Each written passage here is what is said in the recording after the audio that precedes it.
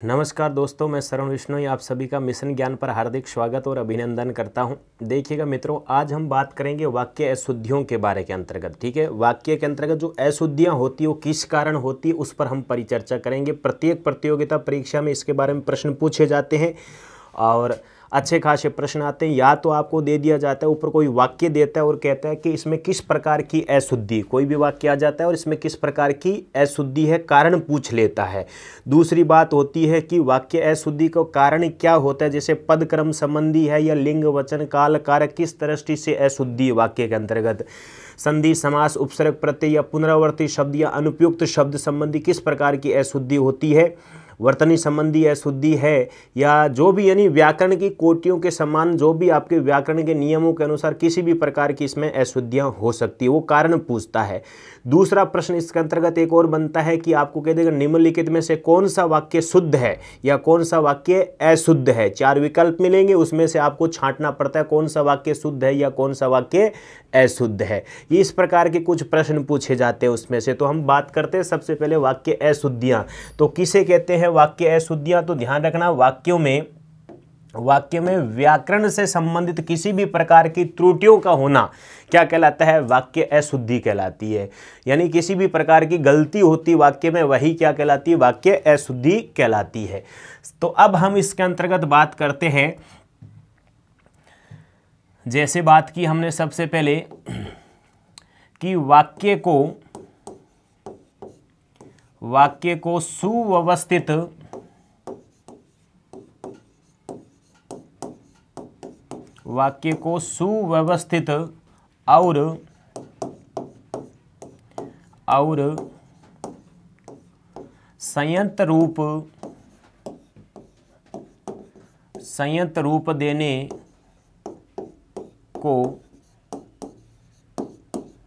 संयत रूप देने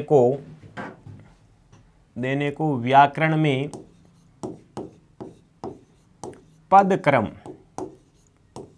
क्रम कहते हैं।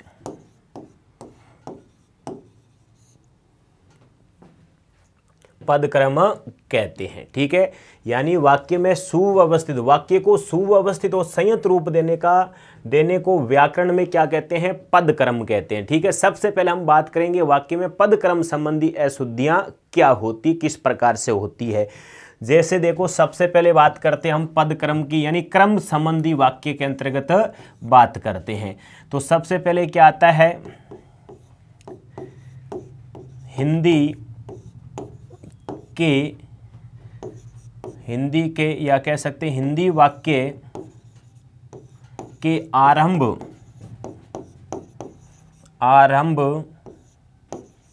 में कर्ता,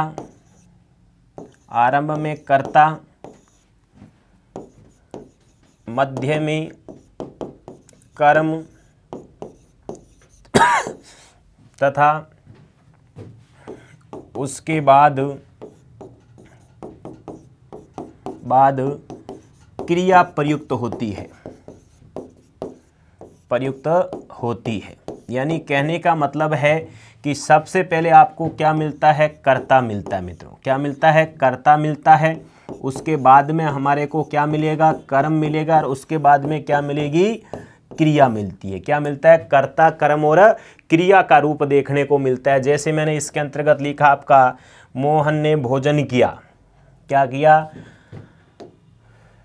मोहन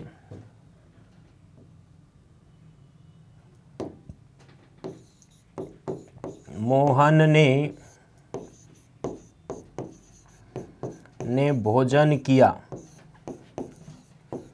मोहन ने भोजन किया। तो करना बोले तो क्या कहलाएगी मित्रों? क्रिया।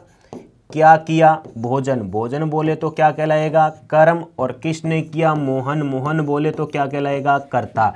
तो सबसे पहले कर्ता आता है, उसके बाद में कर्म आता है, उसके बाद में क्या आती है? क्रिया आती है। ठीक है, आगे पीछे मत कर देना कि कर्म से पहले क्रिया कर दो और कर्ता से पहले कर्म करके बैठ जाओ। वाक्य क्या हो जाता है? अशुद्ध हो जाता है। क्या होता है? अशुद्ध होता है। तो सबसे पहले कर्ता, फिर कर्म और फिर क्या आती है? क्रिया आती है। नेक्स्ट बात हम इसके अंतर्गत करते हैं नियम नंबर दूसरा नियम क्या होता है कि हमने अभी बात की थी कर्ता मिलेगा, उसके बाद में हमारे को क्या मिलता है? कर्म मिलता है और उसके बाद में हमारे को क्या मिलती है, क्रिया मिलती है। ये तो एक सामान्य वाक्य के अंतर्गत बात करते हम, लेकिन थोड़ा सा वाक्य में परिवर्तन होता है, अर्थात कर्ता से पहले कर्ता का विस्तारक, कर्ता का क्या मिलता है, विस्तारक मिलता है। ठीक है मित्रों, उसके बाद में कर्म से पहले कर्म का विस्तारक, कर्म का क्या मिलता है, विस्तारक मिलता है। क्रिया से पहले क्या मिलता है, क्रिया का विस्तारक, क्रिया का विस्तारक, क्रिया का क्या मिलता है, विस्तारक। कर्ता से पहले कर्ता का विस्तारक, कर्म से पहले कर्म का विस्तारक और क्रिया से पहले क्रिया का विस्तारक मिलता है। ठीक है, ये बात आपके सामने हो गई। नेक्स्ट बात, इसके अंतर्गत कैसे लिखते हैं, जैसे मैंने लिखा मेरा भाई,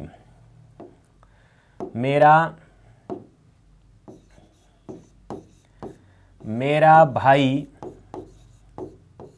प्रशांत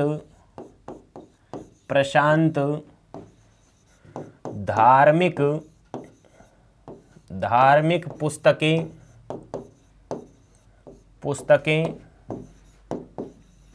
बहुत पढ़ता है, धार्मिक पुस्तकें बहुत पढ़ता है। ठीक है, तो अब हम इसके अंतर्गत बात करें आपसे, तो क्या बात कर रहा है कि पढ़ना बोले तो क्या कहलाएगी आपकी भाई, क्रिया कहलाएगी। क्या पढ़ता है, पुस्तकें पढ़ता है, क्या कहलाएगा, कर्म। कौन पढ़ता है, प्रशांत पढ़ता है, क्या कहलाएगा, कर्ता कहलाएगा। ठीक है, कर्ता प्रशांत, अर्थात मेरा भाई, किसका भाई, प्रशांत का भाई, तो अर्थात ये क्या कहलाता है, कर्ता का विस्तारक। क्या कहलाता है, कर्ता का विस्तारक कहलाता है। पुस्तकें, कैसी पुस्तकें पढ़ता है, धार्मिक पुस्तकें पढ़ता है, तो ये कर्म का क्या कहलाता है, विस्तारक कहलाता है। कर्म का क्या है, विस्तारक है। पढ़ता है, क्या कितना पढ़ता है, बहुत पढ़ता, अर्थात क्रिया की विशेषता या क्रिया का विस्तारक क्या कहलाता है, क्रिया का विस्तारक। किसका विस्तारक है, क्रिया का विस्तारक कहलाता है। ठीक है, तो ये सामान्य बातें थी। आपको कर्ता से पहले कर्ता का विस्तारक, कर्म से पहले कर्म का विस्तारक, क्रिया से पहले क्रिया का विस्तारक प्रयुक्त होता है, तभी हमारा वाक्य क्या माना जाता है मित्रों, शुद्ध माना जाता है व्याकरण के नियमों के अनुसार। ठीक है, ये सामान्य बातें थी। उसके बाद में हम बात करते हैं, यानी कह सकते हो कर्ता का विस्तारक कर्ता से पहले और विधेय का विस्तारक विधेय से पहले प्रयुक्त होता है। ये सामान्य बातें इसके अंतर्गत हमने प्रयुक्त कर दी। नेक्स्ट बात करते हैं इसके अंतर्गत कर्ता और कर्म के बीच। अगला नियम है नियम नंबर 3। ये क्या कहता है, कर्ता और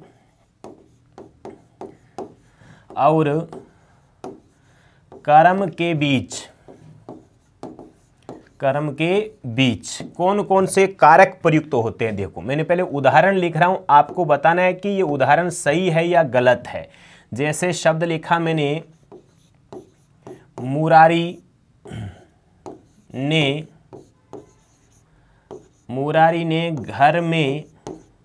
घर में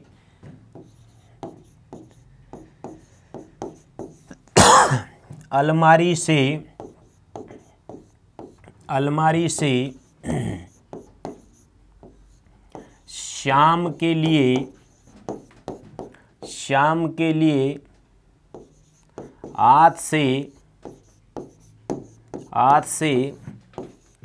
पुस्तक निकाली,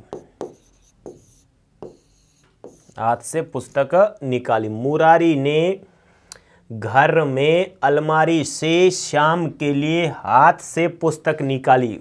देखो, वाक्य दे रखा है, इस वाक्य को बताना है कि शुद्ध है या अशुद्ध है वाक्य। बताओ भाई, पहले तो बात ये है। अब शुद्ध है तो क्या शुद्ध है, अशुद्ध है तो क्या अशुद्ध है। देखो, सबसे पहले सामान्य बातें मैं बात कर दूं इसमें कि निकालना बोले तो क्या कहलाएगी, हमारी क्रिया कहलाएगी। क्या कहलाएगी, क्रिया कहलाएगी। अब क्या निकाली भाई, पुस्तक। पुस्तक बोले तो क्या कहलाएगा, कर्म कहलाएगा। और किसने निकाली, मुरारी ने। मुरारी कौन है भाई, कर्ता। कौन निकाल रहा है, मुरारी, कर्ता हो गया। अब आपको ध्यान में रखना है कि इसमें कर्ता और कर्म के बीच जो कारक होता है वो कौन कौन से होते हैं। कर्ता और कर्म के बीच कर्ता और कर्म के बीच अधिकरण, अधिकरण, उसके बाद में आता है अपादान, संप्रदान और संप्रदान और करण कारक, कारक प्रयुक्त होते हैं या आते हैं। ठीक है, कर्ता और कर्म के बीच अधिकरण, अपादान, संप्रदान और करण कारक प्रयुक्त होते हैं। ठीक है, सबसे पहले देखो मुरारी ने घर में, घर में का बोध करते हैं तो घर में अर्थात किसका बोध आ रहा है, में पे पर अधिकरण, कौन सा होता है, अधिकरण कारक आता है। अधिकरण का मतलब क्या होता है, अंदर के योग में, किसके योग में, अंदर के योग में या आधार के योग में या उत्तमा अवस्था के योग में हम अधिकरण कारक मानते हैं। तो जैसे घर में, मैदान में, जैसे प्रश्न आ जाता है रमेश मैदान में खेल रहा है, देवेंद्र मैदान में खेल रहा है, तो अंदर की स्थिति में आता है अधिकरण कारक कहलाता है। में पे पर, छात्र कुर्सी पर बैठे हैं तो छात्र कुर्सी पर बैठे तो आधार क्या हो गया, कुर्सी, अर्थात आधार के योग में आ जाता है। छत पर बैठे हैं तो कौन सा हो जाता है, पेड़ पर बैठा है तो वहां पर आधार का योग हो जाता है। अलमारी से, कहां से भाई, अलमारी से, अर्थात अलमारी से अलग होने का बोध हो रहा है, कौन सा कहलाएगा, अपादान, अपादान। अब देखो से का प्रयोग यहां पर भी है, से का प्रयोग यहां पर भी है, दो जगह। से का प्रयोग जब अलग होने के योग में होता है तो अपादान कारक होता है, जब साधन या माध्यम के योग में होता है तो करण कारक होता है। कौन सा, जैसे पुस्तक से पढ़ता है, किससे पढ़ता है, पुस्तक से पढ़ता है तो कौन सा हो जाता है, हमारा ध्यान रखना, करण कारक हो जाता है। और पेड़ से पत्ता गिरा तो वहां पर अलग होने का योग हो रहा है, किसका, अलग होने का योग हो रहा है। छत से लोटा गिरा तो क्या हो रहा है, अलग होने के योग कर रहा है और अपादान कारक कहलाता है। फिर आता है शाम के लिए, तो संप्रदान हो गया, संप्रदान यानी देने के योग में कौन सा होता है, संप्रदान कारक हो जाता है। के लिए, संप्रदान के लिए, हेतु, वास्ते, निमित्त का प्रयोग करते हैं हम। फिर आता है हाथ से, तो किस से, हाथ से, अर्थात कौन सा कहलाएगा, करण कारक। कौन सा कारक है, करण कारक। यही बात की थी कर्ता और कर्म के बीच में। ये हमारे को कौन मिल रहा है मित्रों, यहाँ पर कर्ता मिल रहा है। कर्ता और कर्म के बीच में, कर्ता और कर्म के बीच में क्या आएगा, अधिकरण, अपादान, संप्रदान और करण। देखो अधिकरण, अपादान, संप्रदान और करण कारक प्रयुक्त हो रहा है। कौन सा कारक प्रयुक्त हो रहा है, करण कारक प्रयुक्त हो रहा है इसके अंतर्गत। तो अधिकरण कितने नंबर पे आता है, 7 नंबर पे आता है। अपादान कितने नंबर पे आ रहा है, कर्ता ने कर्म को करण से, संप्रदान के लिए, संप्रदान के लिए अपादान से, कर्ता ने कर्म को करण से संप्रदान और अपादान, अपादान कितने नंबर पे, 5 नंबर पे, संप्रदान कितने नंबर पे, 4 नंबर पे, करण कितने नंबर पे, 3 नंबर पे। तो ध्यान रखना 75 43 का योग होता है बीच में, किसके, कर्ता और कर्म के बीच में 75 43 का रूप देखने को मिलता है हमारे को। ध्यान रखना कर्ता कितने नंबर पे आ गया, 1 नंबर पे आ गया, और कर्म कितने नंबर पे आ गया, 2 नंबर पे आ गया। अब आता है एक संबोधन, किसका प्रयोग, संबोधन का प्रयोग वाक्य के शुरुआत में होता है। तो पहले इसको छापो, बाद अगला नियम पढ़ेंगे।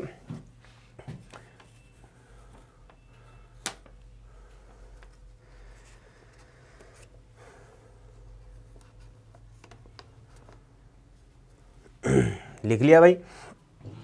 नेक्स्ट देखो, अगला नियम आता है संबोधन आरंभ में आता है,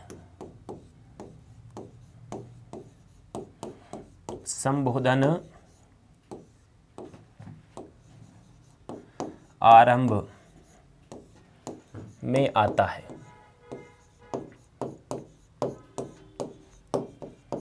संबोधन का प्रयोग कहां पर किया जाता है, आरंभ में। जैसे लिखा, हे प्रभु, हे प्रभु मुझ पर दया करो,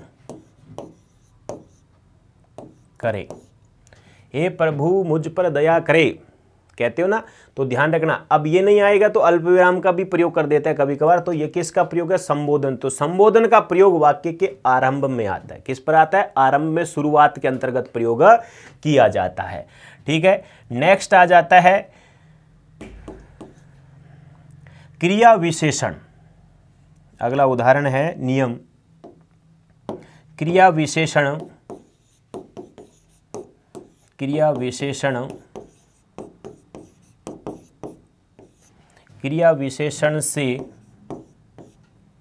या हम कह सकते क्रिया से पहले क्रिया विशेषण आता है। क्रिया विशेषण क्रिया से पहले आता है, ऐसे लिख सकते हैं। क्रिया विशेषण क्रिया से पहले आता है, पहले आता है। जैसे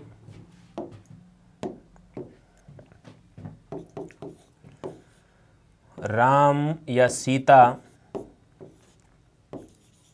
धीरे चलती है, धीरे चलती है। देखो, चलना बोले तो क्या कहलाएगी? क्रिया। और कौन चलती है? सीता। सीता बोले तो कर्ता। अब कहोगे कैसे चलती है? धीरे धीरे चलती है, होले होले चलती है। तो धीरे धीरे चले चाहे होले होले चले, ये क्रिया की विशेषता बताई जा रही है। तो क्रिया से पहले क्रिया विशेषण प्रयुक्त होता है। ठीक है, क्रिया से पहले विशेषण, तो क्रिया विशेषण का रूप हो जाता है। दूसरा मैंने लिखा घोड़ा, घोड़ा दौड़ता, दौड़ता तेज है। घोड़ा दौड़ता तेज, वाक्य क्या है? अशुद्ध है। क्या है? अशुद्ध है। क्यों? क्योंकि दौड़ना क्रिया, अगर क्रिया के बाद में तेज आ रहा है तो विशेषण बाद में आ रहा है, क्रिया के बाद में विशेषता आ रही है, तो के विशेषण थोड़ी एक पहले आएगा। तो क्या होगा? घोड़ा, ये तो यहां पर भी गलत था, घोड़ा तेज दौड़ता है, घोड़ा तेज दौड़ता है। तो ध्यान रखना, दौड़ना बोले तो क्रिया, क्रिया से पहले क्या आ रहा है? हमारे विशेषण आ रहा है। तो ये वाक्य हमारा क्या कहलाएगा मित्रों? सही वाक्य कहलाएगा। तो क्रिया से पहले क्रिया विशेषण का प्रयोग होता है, या क्रिया विशेषण क्रिया से पहले प्रयुक्त होता है। संबोधन का प्रयोग कहां पर होता है? आरंभ में किया जाता है। और कर्ता और कर्म के बीच में अधिकरण, अपादान, संप्रदान और करण कारक प्रयुक्त होते हैं। ठीक है, उससे पहले हमने बात की थी, कर्ता से पहले कर्ता का विस्तारक आएगा, कर्म से पहले कर्म का विस्तारक आएगा, क्रिया से पहले क्रिया का विस्तारक आता है। और सबसे पहले बात करते हैं वाक्य के आरंभ में कर्ता, कर्म और क्रिया का रूप होना चाहिए। किसका? कर्ता, कर्म और क्रिया का रूप होना चाहिए। ठीक है, सामान्य नियम थे, इनको छापो भाई। नेक्स्ट बात करेंगे हम आगे।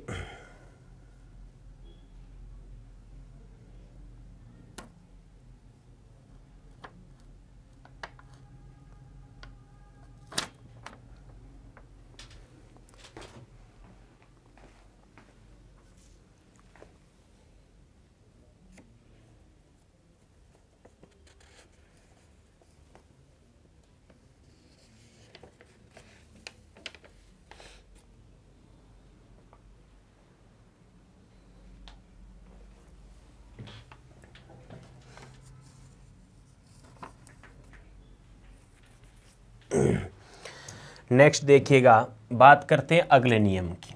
क्या कह रहा है कि यदि कर्तृवाच्य, कर्तृवाच्य वाक्य में कर्ता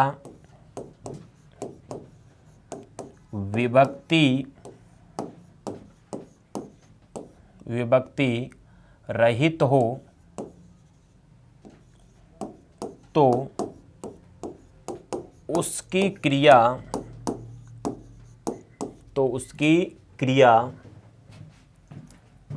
की लिंग,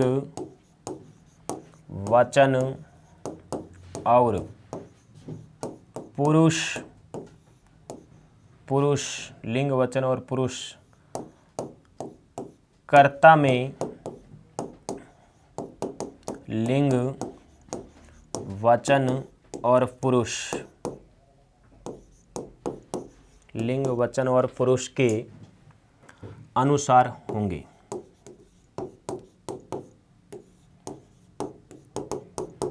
जैसे बात करें हम आपसे तो क्या होगा? लिखा सोहन मिठाई खाता है। ये क्या कह रहा है, सोहन मिठाई खाता है। देखो खाना बोले तो क्या कहलाएगी, क्रिया। मिठाई क्या खाता है, कर्म। कौन खाता है, सोहन बोले तो कर्ता। देखो खाता पुल्लिंग एक वचन है, मिठाई, मिठाई यहाँ पर ध्यान रखना क्या है, मिठाइयाँ नहीं है, मिठाई, तो ये भी कैसा है, एक वचन है। लेकिन मिठाई होती है, होता है, होती है अर्थात स्त्रीलिंग है। और सोहन यहाँ पर पुल्लिंग एक वचन है, पुल्लिंग एक वचन है। तो क्रिया का लिंग या वचन किसके अनुसार है, कर्ता के अनुसार है।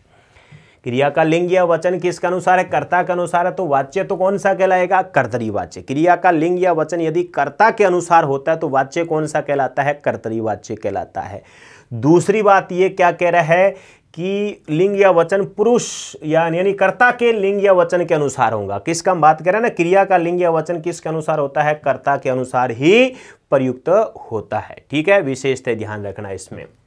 दूसरा देखो वाक्य मैंने लिख दिया इसमें, रीता घर जाती है, रीता घर जाती है। देखो यहां पर जाना बोले तो क्या कहलाएगी, क्रिया। कहां जाती है, घर, ये स्थानवाचक क्रिया विशेषण, ध्यान रखें। रीता बोले तो क्या हो गया, कर्ता हो गया। ये किसका बोध है, स्थानवाचक क्रिया विशेषण का बोध है। अब क्रिया जाती है एक वचन पुल्लिंग है या स्त्रीलिंग है, सॉरी स्त्रीलिंग है, क्या है, स्त्रीलिंग है। और घर को छोड़ दो, हमारे को रीता को ध्यान में रखना। रीता किसका बोध करवा रही है यहाँ पर, रीता है आपके स्त्रीलिंग का। किसका है, स्त्रीलिंग है, एक वचन है। तो एक वचन स्त्रीलिंग, एक वचन स्त्रीलिंग। तो क्रिया किसके अनुसार आ रही है, कर्ता के अनुसार प्रयुक्त हो रही है, तो कर्तरीवाच्य हो रहा है। ठीक है, क्रिया का लिंग या वचन यदि कर्ता के अनुसार है तो वाच्य कौन सा कहलाता है, कर्तरीवाच्य प्रयुक्त होता है। इस प्रकार मत लिख देना रीता घर जाते हैं या जाता है, नहीं है। तो ध्यान रखना क्रिया के अनुसार होगा। मोहन सोहन मिठाई खाती है, नहीं है, या खाते हैं, नहीं है। एक वचन है तो एक वचन ही होगा, और बहुवचन है तो बहुवचन ही होता है। तो कर्तरीवाच्य में कर्ता विभक्ति रहित हो तो उसकी क्रिया के लिंग वचन वो पुरुष, कर्ता के लिंग वचन पुरुष के अनुसार होते हैं, समान प्रक्रिया के अंतर्गत। नेक्स्ट बात देखिएगा आगे, ये कह रहा है कि यदि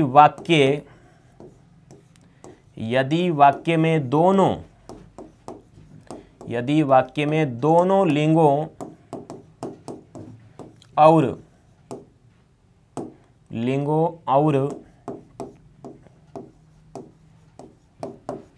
वचनों के अनेक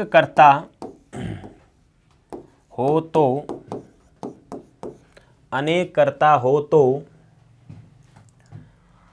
तो क्रिया बहुवचन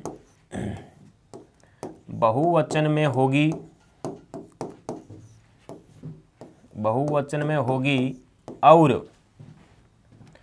और उसका लिंग अंतिम कर्ता के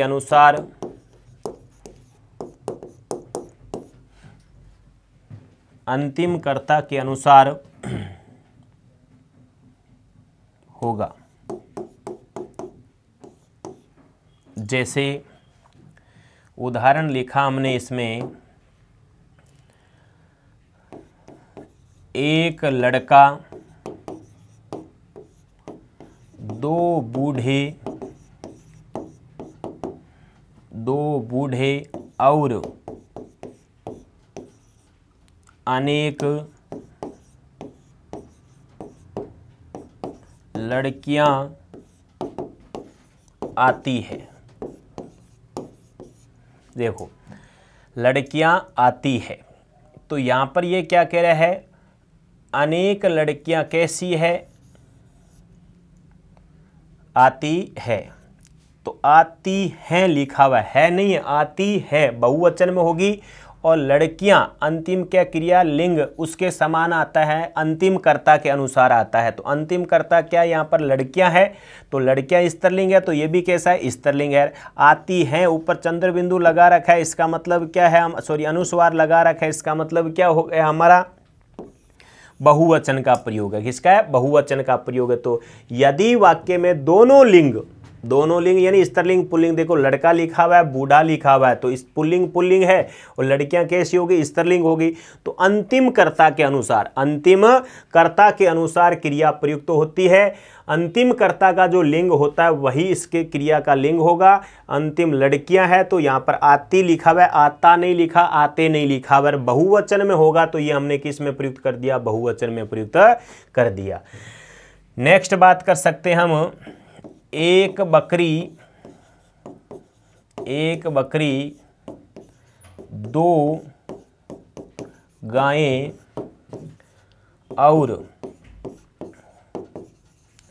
और बहुत से बैल मैदान में चरते हैं।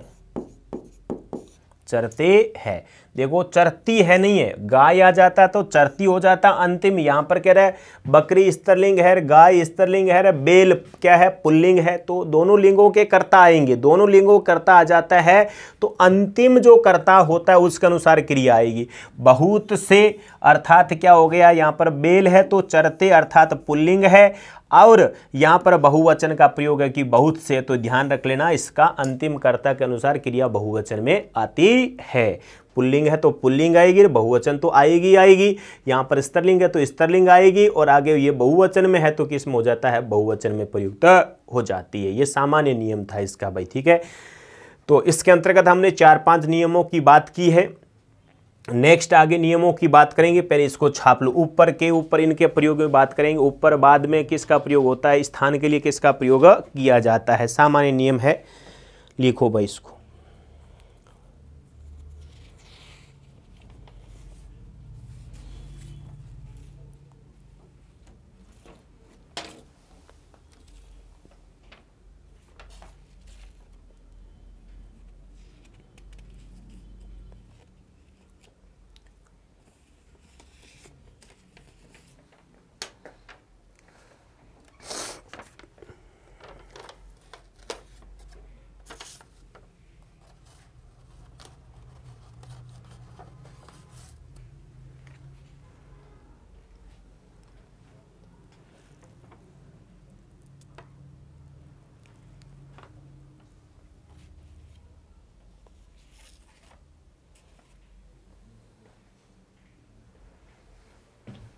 देखो भाई अगला नियम की बात करते हम,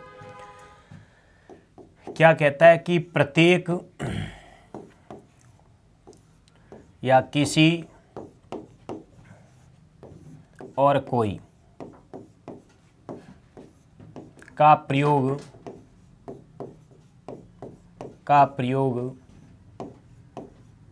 सदा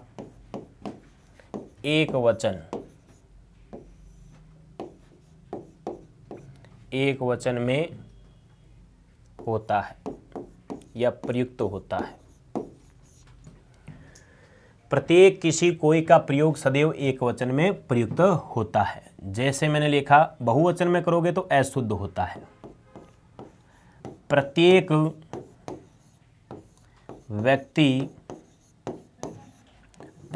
व्यक्ति जीना चाहता है।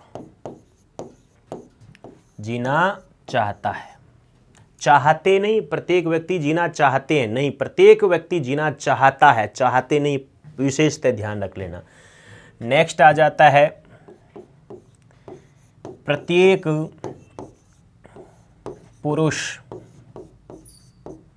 पुरुष से मेरा निवेदन है। प्रत्येक पुरुष से मेरा निवेदन है, ठीक है। नेक्स्ट बात करें हम आगे, इसमें कोई का प्रयोग या किसी का प्रयोग कर लेते हैं। किसी व्यक्ति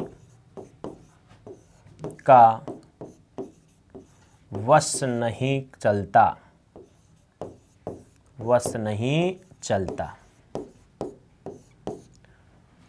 किसी व्यक्ति का वश नहीं चलता, किसी व्यक्ति का वश नहीं चलते, तो वश नहीं चलते नहीं होगा, वश नहीं चलता एक वचन में आएगा। किसी ने कहा था, किसी ने कहा था, ठीक है, किसी ने कहा था एक वचन ही है, सामान्यतः आ गया।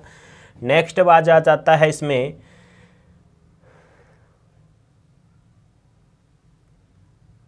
कोई ऐसा भी कह सकता है, कोई ऐसा भी कह सकता है, ठीक है, ध्यान रख लेना इसके अंतर्गत कोई ऐसा भी कह सकता है। तो कौन सा कहलाएगा? कोई ऐसे भी कह सकते हैं, नहीं, वाक्य गलत हो जाएगा। कोई ऐसे भी कह सकते हैं, ऐसे भी कह सकते हैं, ये हम कह सकते हैं, लेकिन कोई जुड़ जाता है तो साथ में हमेशा ध्यान रखना किस में होता है, एक वचन में प्रयुक्त किया जाता है, ठीक है। दूसरी बात इसमें एक और महत्वपूर्ण बात है, वो क्या होगा कि कोई और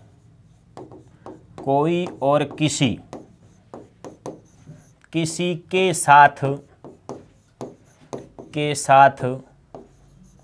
भी का प्रयोग अशुद्ध होता है।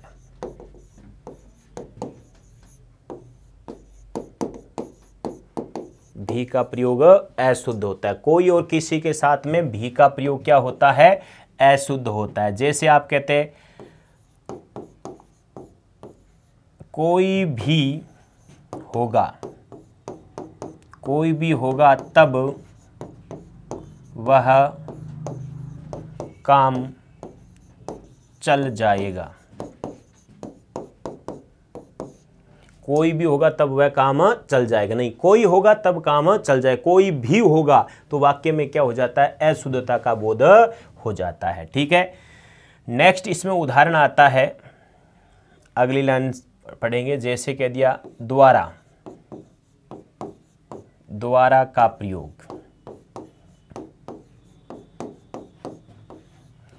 इसमें आता है किसी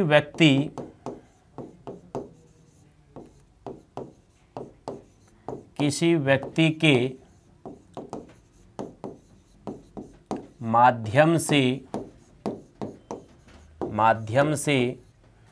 जब किसी व्यक्ति के माध्यम से जब काम होता है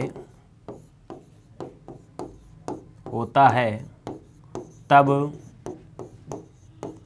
संज्ञा के बाद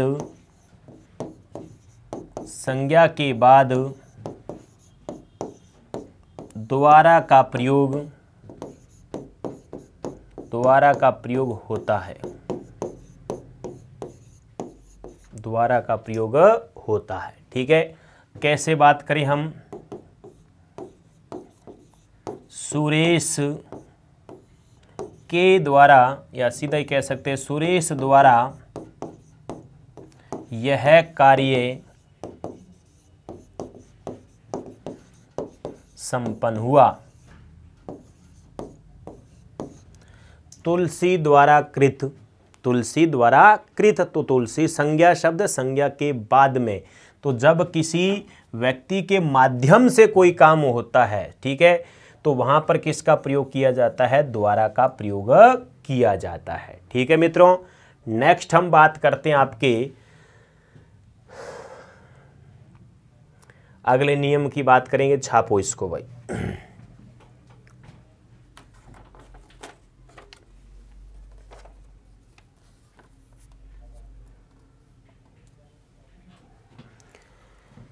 अगला नियम आता है इसमें, वो नियम क्या है? समय सूचक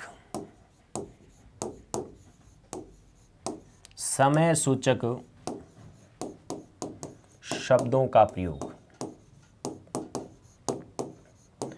समय सूचक शब्दों का प्रयोग। जैसे मान लो घड़ी के अंतर्गत क्या है, ये हमारी घड़ी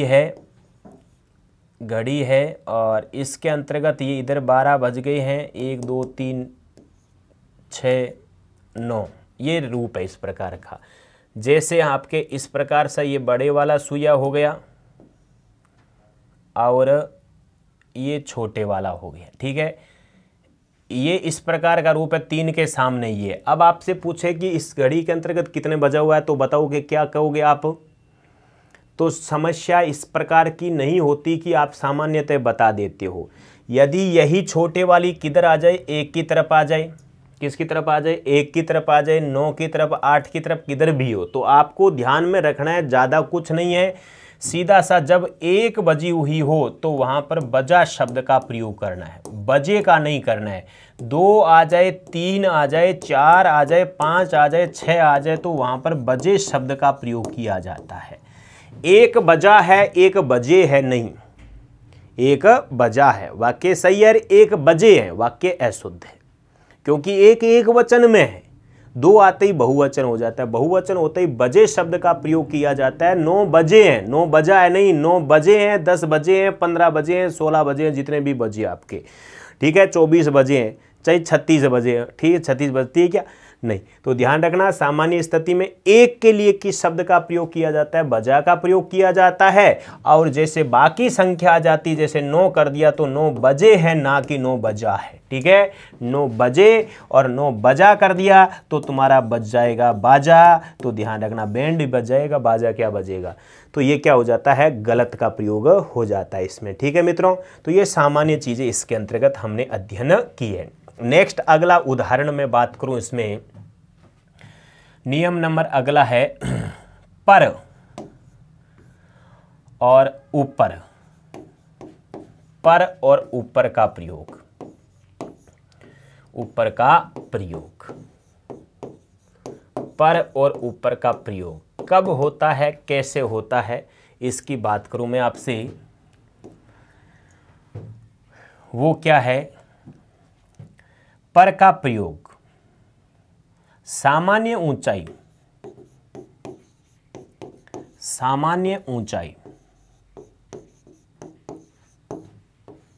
सामान्य ऊंचाई का प्रयोग हो तो किसका प्रयोग किया जाता है, सामान्य ऊंचाई होता है तो पर का प्रयोग किया जाता है। और विशेष ऊंचाई होती है, विशेष ऊंचाई होती है तो किसका प्रयोग करना है मित्रों, विशेष ऊंचाई हो जाती है तो ऊपर का प्रयोग किया जाता है। किसका प्रयोग होता है, ऊपर का प्रयोग होता है। जैसे मैंने इसमें उदाहरण लिखा, क्या, छात्र छत पर बैठा है, छत पर बैठा है। दूसरा मैंने कह दिया, पहाड़ी के ऊपर एक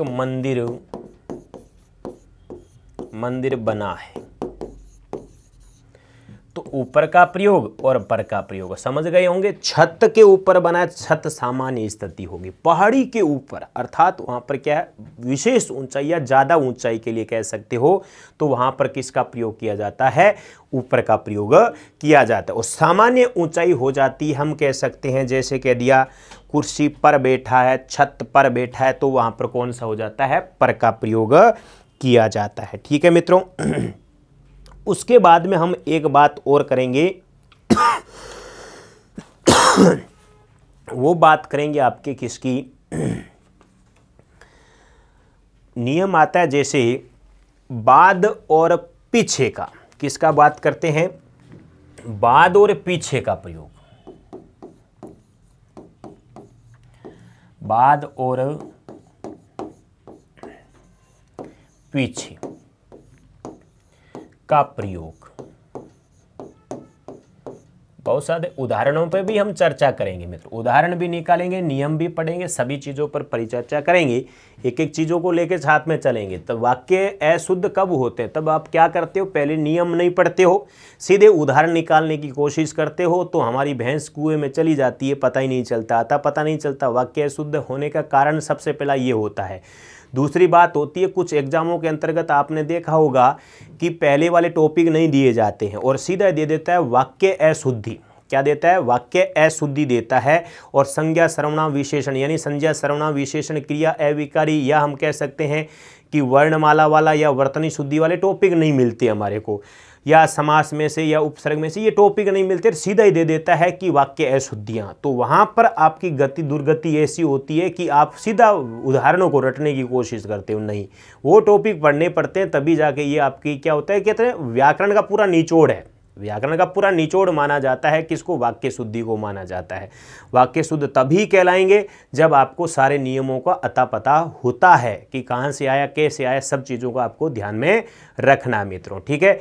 तो अब बाद और पीछे का प्रयोग किस प्रकार से करना है, तो मैंने कह दिया बाद का प्रयोग आप कब करोगे, बताओ, जो जल्दी से थोड़ा सा आपको हिंट दे देता हूं मैं कि जैसे कुछ एक सामान्य सा नियम आ जाता है, उसके बाद वह आया और गाड़ी पीछे रह गई।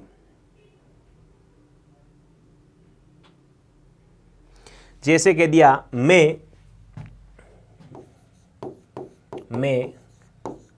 उससे बहुत पीछे हूं, मैं उससे बहुत पीछे हूं, और मेरे बाद वह आया, मेरे बाद वह आया। इन दोनों में कुछ आपको लग रहा है मैंने बाद और पीछे का प्रयोग दोनों का किया है, बाद और पीछे का प्रयोग दोनों को क्या है। उसके बाद वह आया चाहे कैसे ही हो, गाड़ी पीछे रह गई, गाड़ी पीछे रह गई, इसको भी लिख लेते हम, गाड़ी पीछे रह गई। देखो अब आपको कुछ नहीं करना है, सीधी सी बात ध्यान रख लेना है। सीधा सा प्रश्न आ जाता है, बाद और पीछे का प्रयोग, पीछे का प्रयोग होता है उसके बाद, यानी मैं उससे बहुत पीछे हूं, मतलब स्थान का बोध हो रहा है। किसका बोध हो रहा है, स्थान का बोध हो रहा है। मेरे बाद वह आया, मतलब यहां पर समय का बोध हो रहा है। किसका बोध हो रहा है, समय के लिए बाद का प्रयोग किया जाता है, पीछे के लिए किसका प्रयोग किया जाता है, स्थान का प्रयोग किया जाता है। किसका प्रयोग होता है, स्थान का प्रयोग। गाड़ी पीछे रह गई, मतलब स्थान का बोध है, यहां पर समय का बोध नहीं है। और मेरे बाद वह आया, मेरे बाद वह आएगा, मेरे बाद, मेरे आने के बाद वह आया, तो किसी प्रकार का भी हो तो वहां पर प्रयोग किसका कर रहा है, हमारे स्थान और समय का बोध करवाने के लिए हम इसका प्रयोग करते हैं। दूसरा, मेरे बाद उसका नंबर आया, मेरे बाद उसका नंबर आया। देखो मेरे बाद तो किसका बोध करवा रहा है, समय का बोध करवा रहा है, यहां पर स्थान का बोध नहीं करवा रहा है मित्रों। स्थान का तो बोध किसके लिए, गाड़ी पीछे रह गई, वह पीछे रह गया, अर्थात किसका बोध है, स्थान का बोध है। तो इन प्रकार सामान्य नियमों के बारे में हमने इस कक्षा के अंतर्गत परिचर्चा की मित्रों। आगे भी हम इसके बारे में और नियमों और उदाहरणों के बारे में परिचर्चा करेंगे। अच्छे अच्छे उदाहरण है और ध्यान रखना इसी में से ही आएंगे। मैं इतना कह देता हूं कि इन्हीं में से ही नियमों में से आएंगे। दूसरा मैं उदाहरण दूंगा, उन उदाहरणों में से ही प्रश्न कई बार पूछे जाते हैं और आएंगे। पुराने एग्जामों में आए हुए प्रश्नों पर भी मैं चर्चा करूंगा और नए एग्जाम के अंदर आने वाले प्रश्नों पर भी चर्चा करेंगे। कामता प्रसाद गुरु की पुस्तकों में से प्रश्न सीधे सीधे डिटो उतारता है। एनसीईआरटी माध्यमिक शिक्षा बोर्ड हिंदी ग्रंथ अकादमी का आपका निचोड़ है, उसमें से मैं परिचर्चा करूंगे सामने। पहले मैं उदाहरण दूंगा, आपको करने, साथ में हम ये भी जानेंगे क्या कि इसमें अशुद्धि किस कारण है और कहां पर अशुद्धि है, इसका शुद्ध क्या बनेगा, किस प्रकार से बनेगा, सभी चीज़ों पर हम परिचर्चा उसके अंतर्गत करेंगे। ठीक है, यानी पद क्रम संबंधी भी होंगे। जैसे आपने कई बार पढ़ा होगा वाक्यों के अंतर्गत, खरगोश को काट कर गाजर खिलाओ, हमने कई बार भी पढ़ लिया पीछे। तो खरगोश को काट कर थोड़ी, खरगोश को गाजर काट कर खिलाओ, क्या हो जाता है, उसकी पत्नी बड़ी लजीज है, उसकी पत्नी बड़ी लजीज, पत्नी लजीज थोड़ी होती, खाने पीने की वस्तु होती है वो क्या होती है, लजीज होती है। तो ये अनुपयुक्त शब्द संबंधी हो जाती है। वह गाने की कसरत करता है, तो गाने की कसरत थोड़ी होती, अभ्यास होता है या रियाज होती है, गाने की रियाज होती है, ठीक है। वह 2-4 कड़ियाँ गाता है, लड़ियाँ गाता है। तो इस प्रकार शब्दों का प्रयोग करना है हमारे को, कौन सा शुद्ध है। दूसरा आप कह सकते हो हमारी सौभाग्यवती कन्या का विवाह होने जा रहा है। तो सौभाग्यवती कन्या कब होती है, आयुष्मती का प्रयोग कब किया जाता है, इस प्रकार का। मेरी आयु इस समय 40 वर्ष की है, तो आयु का प्रयोग होता है या अवस्था का प्रयोग होता है, कौन से शब्दों का प्रयोग किया जाता है। तो ये सामान्य उदाहरण है। इस प्रकार के उदाहरणों के बारे में हम और करेंगे। हमारे शिक्षक प्रश्न करते हैं या प्रश्न पूछते हैं, लड़का मिठाई लेकर दौड़ता हुआ आया या भागता हुआ आया, इन प्रश्नों पर मैं चर्चा करूंगा आपकी अगली कक्षा के अंतर्गत मित्रों। इनका शुद्ध बनाने की कोशिश करेंगे हम। और आज के अंक में बस इतना ही। नमस्कार, झमाझम भमाभम करो भाई। जय हिंद।